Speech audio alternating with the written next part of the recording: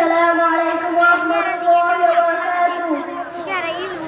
ঈমান মুফাসসাল আমানতু বিল্লাহি ওয়া মালাইকাতিহি ওয়া কুতুবিহি ওয়া রুসুলিহি ওয়াল ইয়াউমিল আখির ওয়াল কদরি খাইরিহি মিনাল্লাহি তাআলা ওয়াল বা'থি বা'দাল মাউত।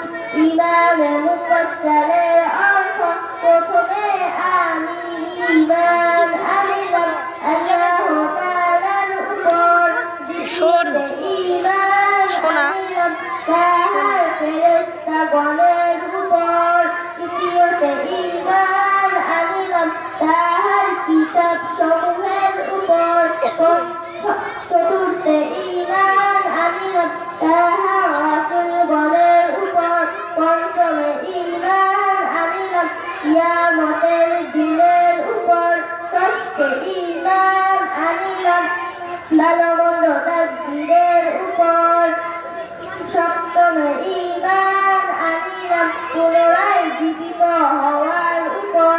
আসসালামু আলাইকুম ওয়া রাহমাতুল্লাহি ওয়া বারাকাতুহু।